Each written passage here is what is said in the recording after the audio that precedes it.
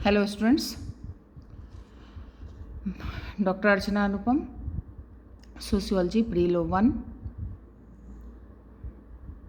मैं इसके पहले इस कड़ी में सोशल चेंज की चर्चा कर रही हूँ, थ्योरी ऑफ सोशल चेंज की। इसी कड़ी को आगे बढ़ाते हुए मैं आप लोगों के सामने सोरोकिन का सांस्कृतिक गतिशीलता का सिद्धांत यानी सोरोकिन्स थ्योरी ऑफ कल्चरल डायनामिक्स को डिस्कस करूंगी। सोरोकिन ने अपनी पुस्तक सोशल एंड कल्चरल डायनामिक्स में सामाजिक परिवर्तन का सांस्कृतिक गतिशीलता का सिद्धांत प्रस्तुत किया। उन्होंने मार्क्स, पैरेटो, वेबलिन के सिद्धांतों की आलोचना की। उनका मत था कि सामाजिक परिवर्तन उतार चढ़ाव के रूप में घड़ी के पेंडुलम की भांति एक दूसरे के बीच होता रहता है। उन्होंने प्रमुखतः दो संस्कृतियों की चर्चा की, यानी भावात्मक और चेतनात्मक संस्कृति। प्रत्येक समाज संस्कृति की इन दो धुरियों के बीच में घूमता रहता है, अर्थात चेतनात्मक से भावात्मक की ओर तथा भावात्मक से चेतनात्मक की ओर आता जाता रहता है। एक स्थिति से दूसरी स्थिति में जाने के दौरान मध्य में एक ऐसी स्थिति भी आती है जिसमें चेतनात्मक एवं भावात्मक संस्कृति का मिश्रण होता है। इसे सोरोकिन आदर्शात्मक संस्कृति कहते हैं। विभिन्न संस्कृतियों के दौर से गुजरने पर समाज में भी परिवर्तन आता है। इन तीनों प्रकार के संस्कृतियों की विशेषताएं हम आपको विस्तृत रूप से बताएंगे।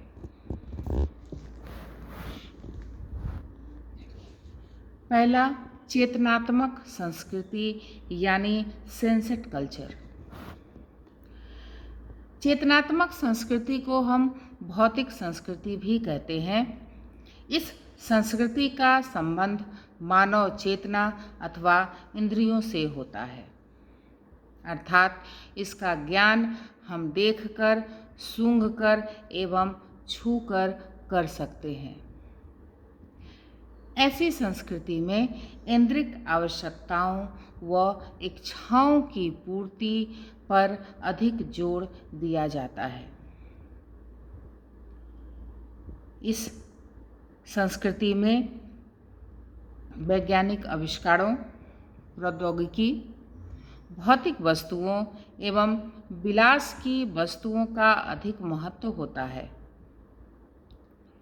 इसमें धर्म, नैतिकता, प्रथा, परंपरा एवं ईश्वर आदि को महत्व नहीं दिया जाता। व्यक्ति एवं सामूहिक पक्ष भी सांस्कृतिक रंग यानी चेतनात्मक संस्कृति में रंगे होते हैं। पश्चिमी समाज चेतनात्मक संस्कृति का जीता जागता उदाहरण है। नेक्स्ट इज आइडियाशनल कल्चर यानी भावात्मक संस्कृति। यह चेतनात्मक संस्कृति के बिल्कुल विपरीत होता है। इसका संबंध भावना, ईश्वर, धर्म, आत्मा एवं नैतिकता से होता है। यह संस्कृति अध्यात्मवादी संस्कृति भी कही जा सकती है।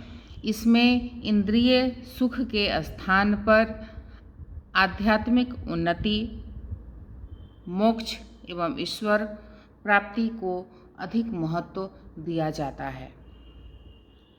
सभी वस्तुओं को ईश्वर कृपा का फल माना जाता है। विचार, कला, साहित्य, आदर्श, दर्शन एवं कानून सभी में धर्म एवं ईश्वर की प्रमुखता पाई जाती है। प्रथा और परंपराओं पर अधिक बल दिया जाता है। इस संस्कृति में प्रौद्योगिकी एवं विज्ञान पिछड़ जाता है।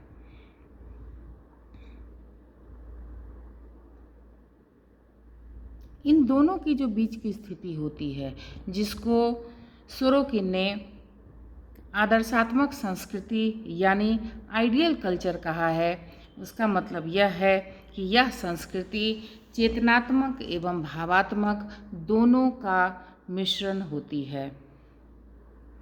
अतः इसमें दोनों विशेषताएं पाई जाती हैं। इसमें धर्म, भौतिक, विज्ञान, आध्यात्मिक सुख दोनों का संतुलित रूप पाया जाता है। सोरोकिन इस प्रकार की संस्कृति को ही उत्तम मानते हैं, इसलिए वे इसे आदर्शात्मक संस्कृति कहते हैं।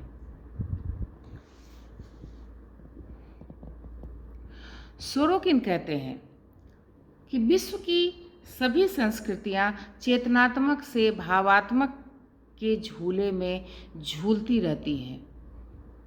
प्रत्येक संस्कृति अपनी चरम सीमा पर पहुंचकर पुनः दूसरे प्रकार की संस्कृति की ओर लौट आती है।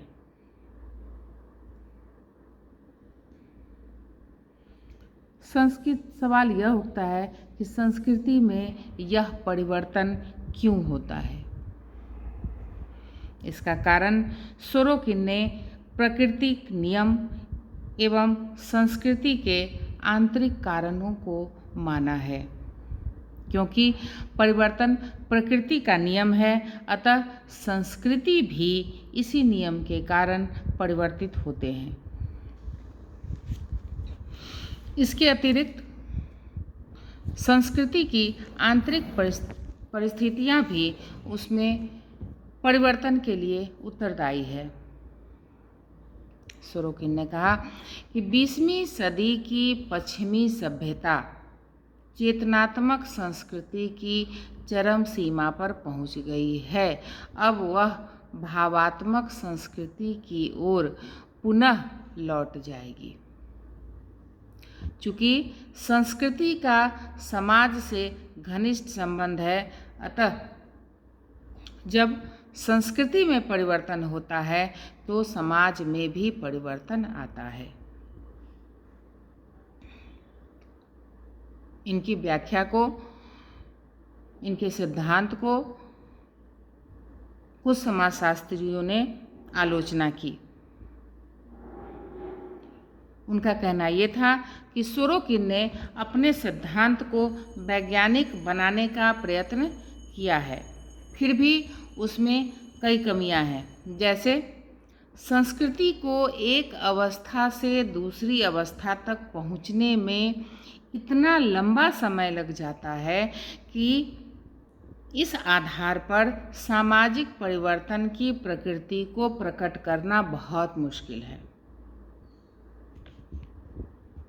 दूसरा, ऐतिहासिक प्रमाणों के आधार पर इस बात को सिद्ध करना संभव नहीं है कि सभी समाज एक प्रकार की संस्कृति से दूसरे प्रकार की संस्कृति के बीच परिवर्तन के दौर से गुजरते हैं।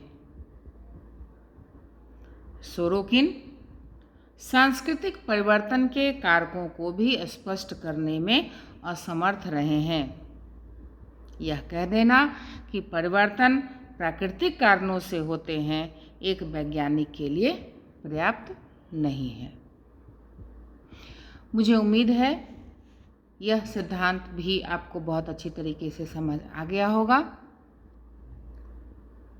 यह मेरा पूरा प्रयास रहा है कि जो बातें सोरोकिन ने कही हैं, मैं वो बातें आप लोगों को बताऊं।